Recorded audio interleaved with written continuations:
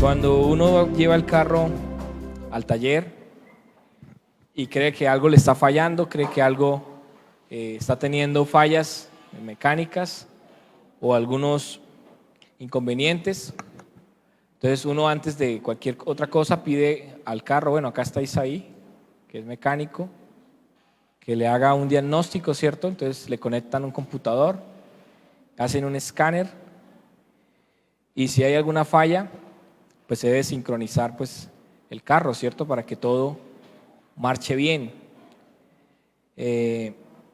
Y hoy quiero pues hablar de la importancia de sincronizar nuestros pensamientos con la voluntad de Dios.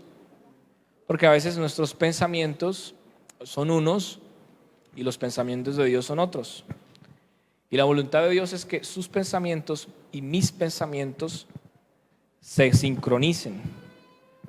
Los pensamientos de Dios, lo que Él quiere para usted y lo que Él quiere para mí, estén sincronizados.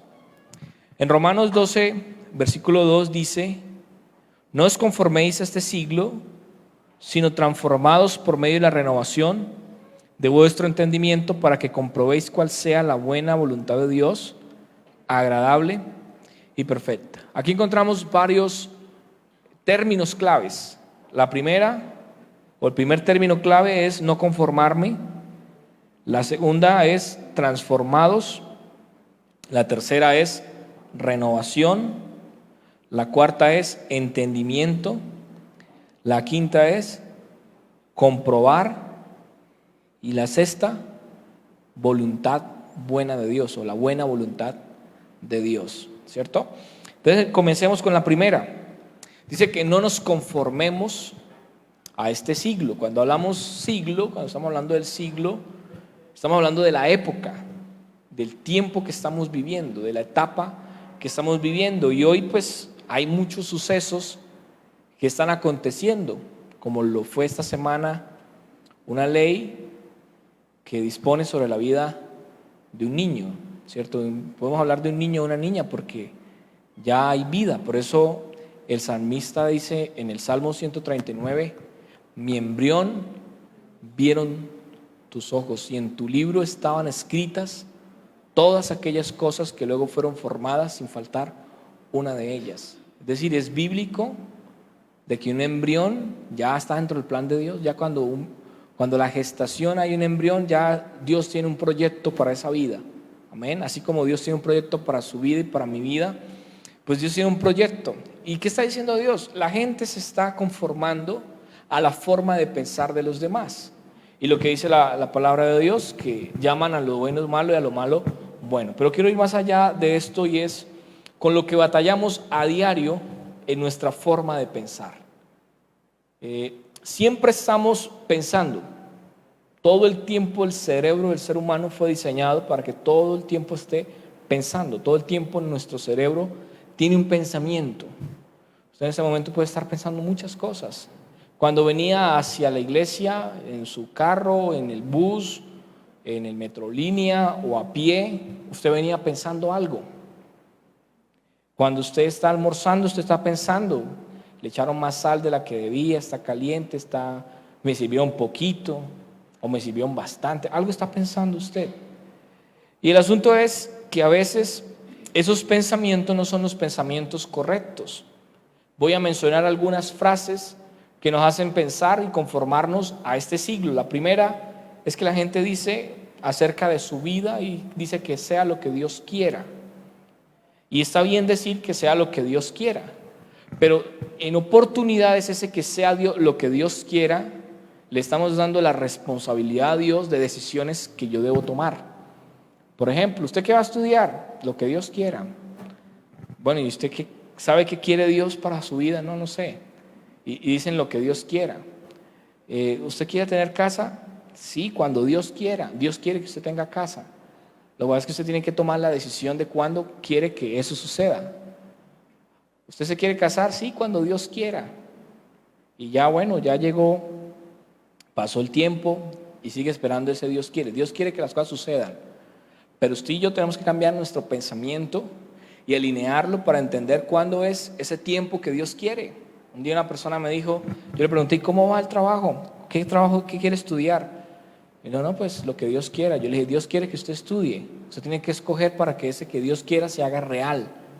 Entonces a veces nos quedamos ahí en esa zona de conformarnos y decir lo que Dios quiera, pero Dios quiere que usted haga algo por eso que usted dice que Dios quiera. Tenemos que actuar conforme hemos creído. Y lo segundo es el dicho que decimos nosotros, que las cosas no suceden por algo. ¿Ustedes han escuchado esa frase? Y si las cosas no se dieron por algo. Y si algo no se dio es porque no convenía. La gran pregunta es, ¿usted qué hizo para que eso sucediera? ¿Cuántos acá han recibido promesas de parte de Dios? Levante la mano. Todos hemos recibido una promesa de Dios. En una oportunidad, recuerdo que yo le estaba pidiendo a Dios que me diera un carro. Y entonces Dios puso algo en mi corazón, es una experiencia personal. Y Dios me dijo, ¿cómo quieres que te dé un carro si ni siquiera tiene pase para conducirlo? ¿Cómo lo va a conducir? Va a contratar un chofer, entonces tiene que orar para que Dios le dé un carro y para que provea para pagarle un conductor. Un detalle tan pequeño que uno dice, pero ¿por qué llevo orando 5 años por ese carro y no ha llegado? Pues porque tiene que dar un paso en fe, y el primer paso en fe es saque su pase. Algunos están orando, Señor, yo quiero irme de viaje fuera del país, quiero conocer otros países. ¿Cuál es el primer paso para que Dios empiece a orar sobre eso? Sacar el pasaporte, y si el país donde quiere llegar usted, sacar la visa. Usted dice, Dios, yo quiero irme fuera del país a trabajar en otro país. Usted sueña irse a trabajar a Londres, a Estados Unidos, y no sabe inglés, a duras penas domina el español. Entonces está conformando este mundo que anhela cosas, pero no está preparado para lo que Dios le quiere dar. Y entonces son personas que se conforman, y estar conformado o estar conforme con este mundo es buscar culpables a las cosas malas que suceden. Entonces hay problemas en la ciudad, entonces la culpa es ¿de quién? Del alcalde. Algo sucede mal en el departamento, ¿la culpa es de quién? Del gobernador. Y si algo pasa mal en el país, ¿la culpa es de quién? Del presidente. Yo he visto una tendencia en los últimos 16 años, que tengo más o menos uso de razón y entendimiento de lo que sucede en el país. Siempre en el tercero y cuarto año la gente vive hablando de que ese presidente no sirve, que ha sido el peor presidente de la historia, y entonces luego viene otro gobernante y le seguimos echando la culpa. Y yo pienso que hacemos país como iglesia cuando nosotros transformamos nuestros pensamientos y hacemos de nuestra nación una mejor nación. Alguien decía que el estado de un país demuestra cómo está la iglesia. Si usted ve que el país está en crisis, usted ve que los índices de violencia, de pobreza, de malas noticias aumentan y aumentan, la culpa no es del gobierno, la culpa es de nosotros como iglesia, que no estamos haciendo cosas para que eso cambie y eso mejore. Entonces nos conformamos y nos sentamos en el televisor, nos conformamos y nos colocamos en nuestras redes sociales a echarle leña al fuego, a buscar más culpables, cuando usted y yo somos parte de esa transformación de la sociedad. Y si queremos transformar a las personas que están afuera, yo tengo que empezar a transformarme yo mismo con mi forma de pensar. Porque a veces mi forma de pensar no se alinea a lo que Dios quiere. Hay gente que dice, yo prefiero no tener hijos porque la situación está muy difícil. Otros dicen, con un solo hijo es suficiente. Yo no tengo, pero espero tener. Pero a veces el pensamiento está predispuesto a un futuro y dice, es que para darle la universidad a un hijo, eso vale mucho dinero. Para que usted tenga un hijo y le dé la universidad deben pasar 18 años al menos. Y usted está con ese pensamiento conectándose comprometiendo su futuro 18 años adelante, diciendo que en 18 años usted no tendrá cómo darle la educación a un hijo. Y esa es la forma como todo el mundo piensa. Y me sorprende que piensen así, porque yo digo, en 18 años Dios me habrá prosperado.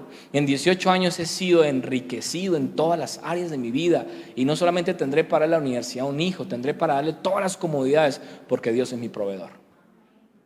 Pero a veces estamos predispuestos, algo no ha sucedido y ya están pensando en que no se puede. Le dicen a usted, ¿va a comprar casa? Pero si el dinero no alcanza para nada. La Biblia dice que todo lo puedo en Cristo que me fortalece. Pero lo primero que debo hacer es transformar mi forma de pensar. Tengo que renunciar a esos pensamientos que no están sincronizados con lo que Dios quiere que yo piense. Entonces, ¿cómo sincronizo mis pensamientos? Primero, mis pensamientos deben ser como Jesús piensa. Siempre que suceda una situación en mi vida, tengo que preguntarme cómo piensa Jesús y qué diría Jesús ante esta situación. Voy a colocarle algunos escenarios, por el tema del tiempo no alcanzo a dar muchos. El primero, cuando Jesús se enfrentó a la escasez y a la necesidad, Jesús no pensó que había un problema que no podía resolver. Jesús pensó que había una solución que se convertiría en un milagro. Y encontramos en Juan que Jesús está con sus discípulos y el pueblo tiene hambre, el pueblo está todo el día cansado y solamente eran 5,000 personas, sin contar mujeres y niños. Es decir, si eran 5,000 hombres y cada hombre tenía su ayuda idónea, eran 10,000 personas, y que cada uno tuviera un retoño serían 15,000 personas. Eso no lo dice la Biblia, pero ya haciendo acá unos cálculos, había una multitud de personas por alimentar. Jesús fácilmente hubiese dicho, dígale al pueblo que no solo de pan vivirá el hombre, sino de toda palabra que sale de la boca de Dios, y le hemos dado palabra, amén, y hubiésemos dado una respuesta espiritual. Pero Dios tiene una palabra para momentos específicos. Para este momento pues no era esa palabra. Para el momento de la tentación sí era la palabra. Entonces Jesús para cada momento tiene una forma de pensar. Y para ese momento le preguntó a sus discípulos, le dijo a sus discípulos, deles de comer. Y le responde uno de sus discípulos, maestro, solo tengo 200 denarios. Me puse a ver en la conversión bíblica, 200 denarios equivale a entre 1,400,000 a 1,600,000 pesos. Sin lugar a dudas, con ese dinero no hubiese alcanzado para alimentar a estas personas con pescado y con pan, que fue lo que se les dio. Porque la libra de pescado está costosa. ¿Cuánto vale fritarles un pescado así, una cachama, una mojarra de 1 libra? Por lo menos 10,000, y un pan de 1,000 son 11,000. Por 15,000, ¿cuánto hubiese valido alimentar a esta población? Pero dice la Biblia que Jesús tuvo una actitud de pensamiento de gratitud a Dios frente a la circunstancia difícil. Si usted se da cuenta y lee de forma detenida este texto, dice que Jesús tomó los 5 panes y los 2 peces, levantando sus ojos al cielo, dio gracias y dijo, Padre, gracias porque sé que tú siempre me escuchas. ¿Cuál fue el pensamiento que tuvo Jesús ahí? ¿Cuál principio de forma de pensar de Jesús había ahí? Un pensamiento de gratitud. La pregunta es, ¿cuál es tu pensamiento cuando algo escasea en tu vida? ¿Cuál es el pensamiento que tenemos cuando algo no va bien en nuestra vida? Un pensamiento de gratitud, decir, Señor, gracias porque sé que siempre me escuchas y voy a alimentar a este pueblo hambriento. O decir, ¿sí se da cuenta? Uno cristiano, mire, nada me sale. ¿Sí? A veces hay un pensamiento de renegar, de cuestionar. Hay pensamientos de duda, de incredulidad. Pensamientos que conducen a la derrota, pensamientos que conducen a una tragedia. De pronto usted está enfermo y el médico le dijo, no, esa enfermedad es irreversible. Y usted de una vez pensamientos de muerte, dice, me voy a ir a buscar quién vende seguros fúnebres, voy a comprar un seguro de vida para que mis hijos o las personas que estén acá, al menos cuando muera, tengan un dinero para que tengan cómo hacer el funeral y vivir unos años más. Pues no, la palabra de Dios dice que no debo pensar así. La Biblia dice que Jesús fue a la casa de la suegra de Pedro y la suegra de Pedro estaba enferma, pero Jesús la sanó. ¿Qué hizo Jesús? Resolvió un problema. Pedro hubiera dicho, uy, se va a morir mi suegra. Sí, pero Jesús le hizo un milagro. Dice la Biblia que ese día, donde había enfermedad, vinieron muchos enfermos y endemoniados, y Él los sanó y los liberó. Es decir, para Dios la enfermedad no es un problema. Incluso cuando Jesús fue a donde Lázaro, que pensaron que Jesús tardaba en llegar, Jesús le dijo a ellos: esta enfermedad no es para muerte, sino para que Dios sea glorificado. El pensamiento de algunos cuando se enferman es: tal persona se murió de esto, tal persona lleva tanto tiempo en la clínica enferma. Y entonces hay pensamientos de derrota, hay pensamientos de muerte. Pero Jesús dijo: no, esa enfermedad no es para muerte, sino es para que Dios sea glorificado. ¿Qué tal si pensamos en cada circunstancia difícil y adversa que tengamos que enfrentar? Esta situación no me va a derrotar. Esta situación me va a mostrar una de las tantas facetas gloriosas de Dios en mi vida. Amén. ¿Qué tal si cambiamos esos pensamientos de pensar de que eso que te está sucediendo es un castigo, que eso que te está sucediendo va a ser derrota, va a ser tristeza, por decir: esta es una oportunidad para que Dios sea glorificado? Amén. Dios se va a glorificar en cada situación de tu vida, pero para que tú veas resultados distintos en tu vida, necesitas hacer una transformación de tu forma de pensar, de tus pensamientos. No podemos seguir pensando como piensan las personas naturales que no han conocido a Jesús, porque si pensamos como piensa todo mundo, cuando usted recibe el dinero y dice: no, es que el sueldo no alcanza para nada, es que entre más se gana, más se gasta. Bueno, eso es otra prédica, que a veces los dichos de la boca de otras personas han atado vidas y no han permitido prosperar ni avanzar. Y eso se convierte en los dichos de otras personas, se convierten en costumbres, y las costumbres se convierten en fortalezas mentales. ¿Cuántas personas Dios las ha bendecido económicamente? Sus ingresos año tras año han aumentado, pero sus egresos han aumentado más que sus ingresos. ¿Sabe por qué? Porque hicieron de una frase del mundo una verdad en su vida. Y dicen: entre más gano, más gasto. Entonces Dios quiere poner orden en tu vida. Cambia ese pensamiento. Tú no puedes ganar más y gastar más. Al contrario, entre más gano, menos gasto. ¿Por qué? Porque el porcentaje de ingreso aumentó, el porcentaje de egreso disminuyó. Y hay que tener una economía organizada. Eso es otra prédica que me gustaría en algún momento que Dios me ponga en mi corazón compartirles a ustedes, de cómo salir de las deudas y cómo organizar una economía para ser prósperos y ser bendecidos. Porque Dios se glorifica en medio del orden, pero a veces tenemos un pensamiento desordenado. Sacamos la tarjeta de crédito, vamos a Falabella, vamos a algún centro comercial, vieron algo que se le antojó, saca la tarjeta de crédito y la deslizan diciendo: Dios proveerá. Pero Dios también bendice y provee donde hay disciplina y hay organización en la forma de tu economía. Amén. No hubo ni un amén. No, yo sé que no estoy diciendo ninguna herejía. Les estoy diciendo que Dios te quiere bendecir, pero tienes que cambiar tu pensamiento. No confundas frases del mundo con algo que Dios no está de acuerdo. Hay deudas buenas y hay deudas malas. Le voy a dar un ejemplo porque igual me estoy saliendo del tema, pero sé que Dios le está hablando a alguien. Una deuda buena es invertir en un apartamento, porque usted puede pasar 5 o 6 años pagando arriendo y ese dinero es bendición para el dueño de la casa. Y bueno, amén, muchos vivimos en arriendo durante mucho tiempo, pero otros Dios nos bendijo y hoy podemos decir tenemos casa propia. Pero el dinero que usted paga de arriendo nunca va a volver. El dinero que usted paga a su apartamento es un dinero que en unos años se va a convertir en un capital, se va a convertir en unos activos. Entonces hay que aprender a manejar la economía.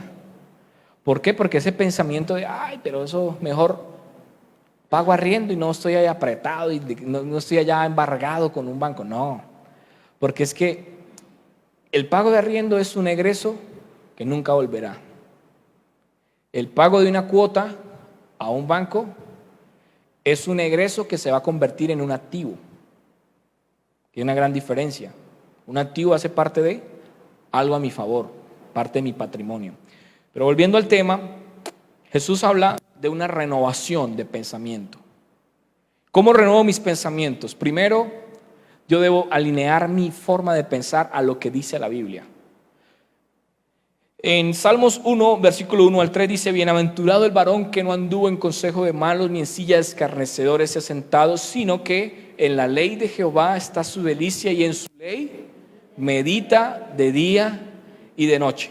O sea, el primer principio para sincronizar mis pensamientos con lo que Dios quiere para mi vida es que medite de día y de noche. Levante la mano acá. ¿Cuántos antes de tomar una decisión han meditado de día y de noche en una decisión que deben tomar? Muy poquito. Yo pensé que era el único. Hay decisiones en la vida que incluso no nos deja dormir, nos quita el sueño. Tomar una decisión clave, una decisión vital, y uno dice, bueno, ¿qué decisión será buena tomar? ¿Será que lo hago? Incluso a veces hay decisiones que nos quitan la paz por no saber qué hacer con esa decisión.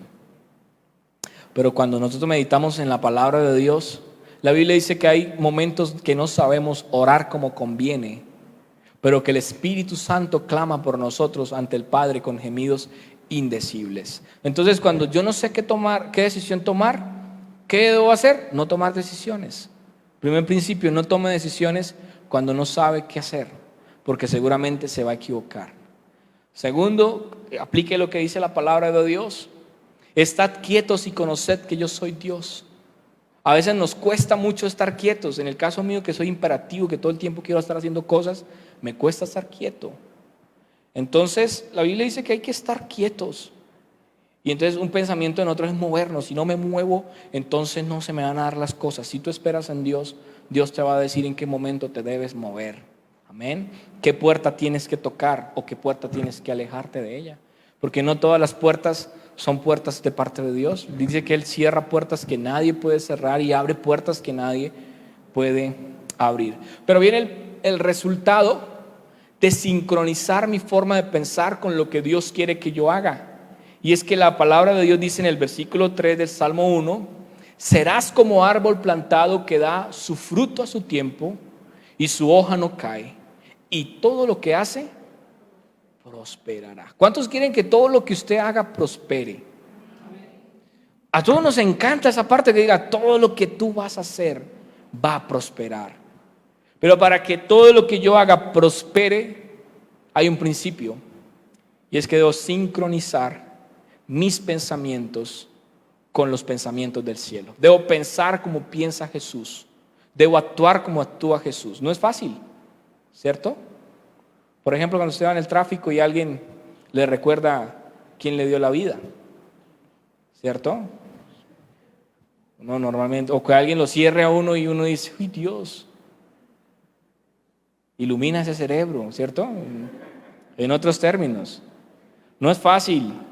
Y creo que todos luchamos con eso. Yo lucho a diario con mis pensamientos y me imagino que ustedes también. Son luchas internas que tenemos. Pero cuando leemos la Biblia, cuando nos alimentamos de su palabra y empezamos a preguntarnos: ¿qué dice la Biblia acerca de tal cosa? Usted me pregunta: Ismael, ¿cuál es la forma correcta de sincronizar mis pensamientos? Es cada vez que te suceda algo, pregúntate: ¿qué dice la Biblia acerca de esto? Por ejemplo, usted es joven y quiere casarse. ¿Qué dice la Biblia acerca de la persona con la que me debo casar? Es una buena pregunta, ¿cierto?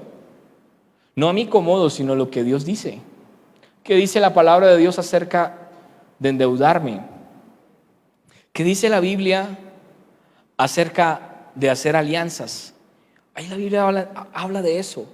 Y encontramos cada vez tesoros en la palabra de Dios que son principios de vida que te van a hacer exitoso, que no van a permitir que tú tengas una derrota en tu vida.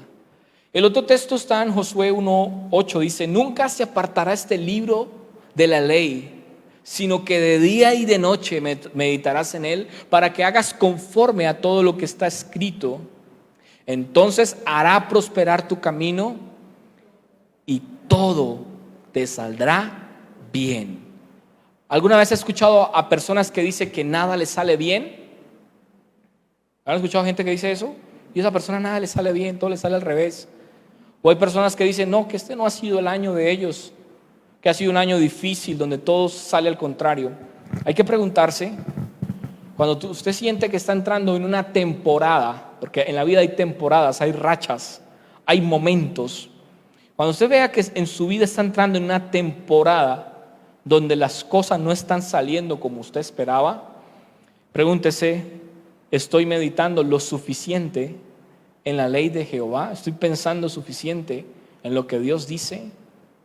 Entonces dice la Biblia que cuando yo pienso de acuerdo a lo que está escrito acá en este libro tan hermoso que es la Biblia, entonces voy a hacer conforme a lo que está escrito. Entonces hay dos claves. La primera, si yo alimento mis pensamientos conforme a su palabra, por defecto yo voy a actuar conforme a su palabra. Amén. Y entonces Entonces a veces el camino se vuelve turbio, se vuelve difícil, pedregoso, pero dice el Señor: empiece a meditar mi palabra y póngala por obra.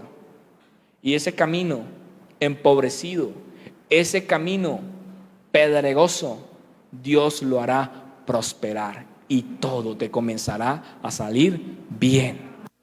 Amén. Ese es el resultado que Dios quiere para usted y para mí, que todo nos salga bien.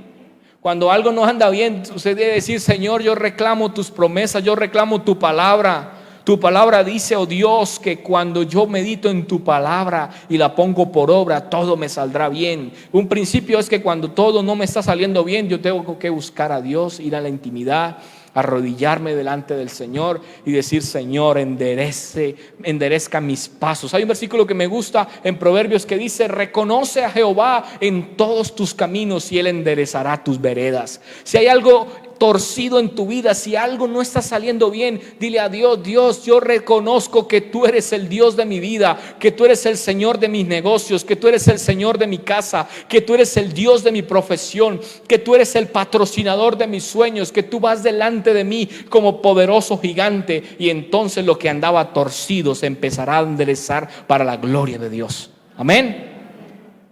Y termino con esto. La palabra de Dios nos habla de que cuando yo confío en Él, nunca seré avergonzado. Que los que confían en Él jamás serán derrotados. Y termina diciendo el versículo con el que inicié a predicar, para que puedan comprobar. ¿Qué es comprobar? Es verificar, es mostrar que algo es cierto, que algo es real. Dice: para que ustedes comprueben que la voluntad de Dios, la buena voluntad de Dios, tiene dos características. La primera es agradable y la segunda es perfecta. Les explico qué significa esto. Hay personas que sienten miedo de pedirle a Dios cuando están a punto de conseguir un nuevo trabajo que le pagan al doble: Señor, haz tu voluntad. Si es tu voluntad, ábreme esa puerta, si no, ciérrala. Y no son capaces de orar así, tienen miedo de que al orar así la puerta se cierre. Pero ¿sabe algo? Yo prefiero que una puerta se me cierre, porque Dios conoce el futuro, yo no. Y Él sabe de qué me está guardando, o de pronto qué mejor oportunidad tiene preparada para mí. Amén. Amén. Y a veces nos cuesta orar así. Yo he orado en 2 oportunidades donde Dios me ha abierto, o he tenido la oportunidad de ir a algo mejor económicamente, y en las 2 he orado: Señor, haz tu voluntad. Y en las 2 la puerta se cerró. Y que cuesta, sí, cuesta lágrimas y muchas preguntas, pero estoy convencido de que su voluntad es perfecta, que en su voluntad no hay margen de error, que en su voluntad no hay rango al fracaso, que su voluntad es agradable. De pronto hoy me genera dificultad, como el ejercicio. Bajar esta barriga no es fácil, pero a punta de ejercicio va a doler, pero va a ser agradable, al menos para los ojos de mi esposa, verme con la chocolatina no derretida, sino Bien marcada, ¿cierto? Bueno, la voluntad de Dios es así. Al principio cuesta, al principio duele, pero al final tú puedes sacar una sonrisa y decir: me encuentro en el margen de la voluntad de Dios y de ahí no me quiero salir, porque lo mejor que me puede suceder es que Dios me diga que estoy dentro de su voluntad. Lo mejor es que haya un sí o un no de Dios, que aunque ese no me duela, aunque ese sí me duela, yo puedo decir: Señor, gracias, porque estoy seguro que esta es mi zona de seguridad. Mi mejor zona de confort es estar dentro de la voluntad de Dios. Amén. ¿Cuántos creen que esa es la mejor zona?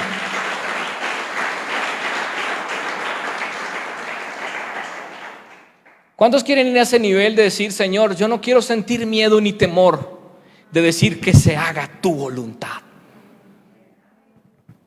Yo recuerdo cuando yo escuché una prédica al pastor Pedro sobre su noviazgo con la pastora, y que dijo que el pastor de él oró diciendo: Señor, coloca una espada alrededor de este noviazgo, y si no es de parte tuya, que lo corte.